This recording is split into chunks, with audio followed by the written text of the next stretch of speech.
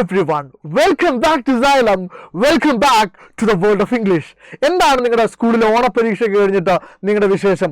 ഓണവും ഓണാഘോഷങ്ങളൊക്കെ കഴിഞ്ഞ് പേപ്പർ കിട്ടാൻ തുടങ്ങിയിട്ടുണ്ടാവും. അപ്പോഴാണ് ചില ആൾക്കാർക്ക് മനസ്സിലാവുക, ഞാൻ എഴുതിയതൊന്നും ശരിയായിട്ടില്ല, ഞാൻ പഠിച്ചതൊന്നും ശരിയായിട്ടില്ല, കുറച്ചുകൂടെ നന്നായി പഠിച്ചാൽ മതിയായിരുന്നു എന്നൊക്കെ ചിന്തിച്ചുകൊണ്ടിരിക്കുന്ന വളരെ ക്രൂഷ്യലായിട്ടൊരു ഫേസിലാണ് നിങ്ങളുള്ളത് എന്ന് എനിക്കറിയാം. എന്നാൽ ഒരു കാര്യം ഞാൻ നിങ്ങളോട് ഉറപ്പിച്ചു പറയാം, ഇതിലും സീരിയസ് ആയിട്ടുള്ള പരീക്ഷകളാണ് ഇനി വരാനുള്ളത്.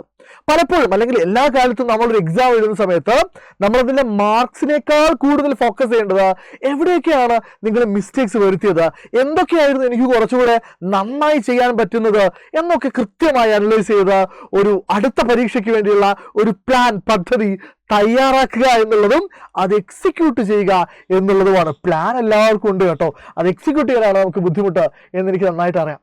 അപ്പോൾ ഞാൻ ഇന്ന് വന്നത് കുറച്ച് കാര്യങ്ങൾ, വളരെ കുഞ്ഞു കുഞ്ഞു കാര്യങ്ങൾ പറയാൻ വേണ്ടിയിട്ടാണ്. നമ്മൾ ഇംഗ്ലീഷിൻ്റെ എക്സാമിനെ കുറിച്ച് പറയുമ്പോൾ നമ്മൾ ഇനി മുതൽ അങ്ങോട്ട് നേരത്തെ ഇംഗ്ലീഷിൻ്റെ എക്സാമിന് വേണ്ടി നമ്മൾ എന്ത് ചെയ്യുന്നു, പ്രിപ്പയർ ചെയ്ത് തുടങ്ങുന്നുണ്ട്. അപ്പോൾ എക്സാം എന്ന് പറയുമ്പോൾ ആദ്യം ആളുകളുടെ മനസ്സിലേക്ക് വരുന്നൊരു കാര്യം ഗ്രാമറാണ്. അല്ലെ, ഗ്രാമർ എപ്പോഴും ഒരു നിങ്ങൾ പേടിപ്പെടുത്തുന്ന ഒരു കാര്യമായിട്ട് നിൽക്കുന്നുണ്ട്. എന്നാൽ ഗ്രാമർ നിങ്ങൾക്ക് സോൾവ് ചെയ്യണമെങ്കിൽ, അല്ലെങ്കിൽ ആ പ്രശ്നം നിങ്ങൾക്ക് സോൾവ് ചെയ്യണമെങ്കിൽ റൂൾ വളരെ സിമ്പിളാണ്. ഇത് പണ്ട് റോക്കി ബോയ് പറഞ്ഞിട്ടുണ്ട്.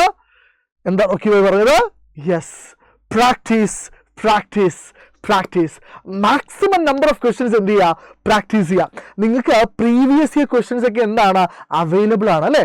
ചുമ്മാ പോയിട്ട് +1 second term exam previous year questions എന്ന് ടൈപ്പ് ചെയ്ത് കഴിഞ്ഞാൽ ഒരുപാട് ലിങ്ക് നിങ്ങൾക്ക് എന്താണ് അവൈലബിൾ ആണ്. സോ അതിലൊക്കെ ഈ പറയുന്ന ക്വസ്റ്റ്യൻ പേപ്പർ ഡൗൺലോഡ് ചെയ്യുക. എന്നിട്ട് എന്ത് ചെയ്യുക, അതിൽ ഗ്രാമർ സെക്ഷൻ എന്ത് ചെയ്യുക, സോൾവ് ചെയ്ത് പഠിക്കുക.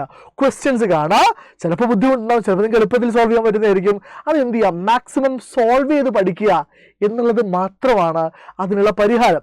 നിങ്ങൾക്ക് വേണമെങ്കിൽ ഒരു ഐഡിയ പറഞ്ഞു. ഫോർ എക്സാമ്പിൾ, ഒരു particular topic, for instance if close അല്ലെങ്കിൽ കണ്ടീഷണൽ സെന്റൻസ് എന്ന് പറഞ്ഞൊരു ടോപ്പിക് നമ്മൾ എടുക്കുന്നു. ഇത് നിങ്ങൾ 10ാം ക്ലാസ്സിൽ പഠിച്ചതാണ്. അപ്പോൾ നിങ്ങൾ ആലോചിക്കേണ്ട കാര്യം, +1 ക്വസ്റ്റ്യൻ പേപ്പറിൽ അല്ലേ, +1 ക്വസ്റ്റ്യൻ പേപ്പറിൽ ഈ കാലം അത്രയും എങ്ങനെയാണ് കണ്ടീഷണൽ സെന്റൻസിന്റെ ചോദ്യം വന്നത് എന്ന് നിങ്ങൾ നോക്കിയാൽ നിങ്ങൾക്ക് വളരെ ഗംഭീരമായിട്ട് മനസ്സിലാവും. ചോദ്യം ചോദിക്കുന്നത് ഈ രീതിയിലൊക്കെയാണ്, വലിയ ബുദ്ധിമുട്ടൊന്നുമില്ല അല്ലെ. ഫോർ ഇൻസ്റ്റൻസ് 2022 ആനുവൽ എക്സാമിന് ചോദിച്ചൊരു ചോദ്യം നമുക്ക് നോക്കാം. 2022 ആനുവൽ എക്സാമിന് ഇങ്ങനെയാണ് ചോദ്യം വന്നത്. 2 മാർക്കിന്റെ ചോദ്യമാണ്.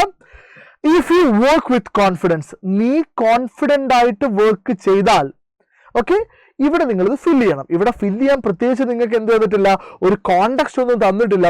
പക്ഷെ ഇതൊരു വളരെ ജനറൽ ആയിട്ടുള്ള സ്റ്റേറ്റ്മെന്റ് ആണ്. അത് ഇവിടെ നോക്കൂ, if I had wing. So ഇതുപോലെ നിങ്ങൾക്ക് പ്രീവിയസ് ഇയർ ക്വസ്റ്റ്യൻ ചെക്ക് ചെയ്ത് കഴിഞ്ഞാൽ ഒരുപാട് ക്വസ്റ്റ്യൻസ് എന്താവുന്നുണ്ട്, അവൈലബിൾ ആവുന്നുണ്ട്. ഈ ക്വസ്റ്റ്യൻസ് എന്ത് ചെയ്യുക, നിങ്ങൾ മാക്സിമം പ്രാക്ടീസ് ചെയ്യാം. മനസ്സിലാവുന്നുണ്ടോ ഞാൻ പറയുന്നത്? ഫോർ എക്സാമ്പിൾ, ഇപ്പം നിങ്ങൾ റിപ്പോർട്ട് സ്പീച്ചിൻ്റെ റൂൾ പഠിക്കും അല്ലേ.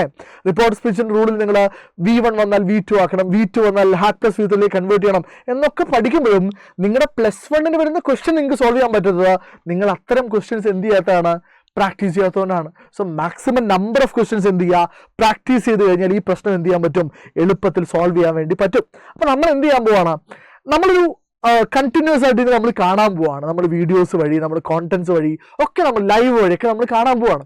അപ്പം നിങ്ങൾ ചെയ്യേണ്ട കാര്യം, നിങ്ങൾ ഈ കമന്റ് ബോക്സിൽ വന്നിട്ട് പറയേണ്ടത് എന്താണ് ഇംഗ്ലീഷിൻ്റെ എക്സാം എഴുതിയപ്പോൾ നിങ്ങളുടെ അഭിപ്രായം, നിങ്ങളുടെ എക്സാംസിനെ കുറിച്ചുള്ള ഫീഡ്ബാക്കാണ് എനിക്ക് അറിയേണ്ടത്.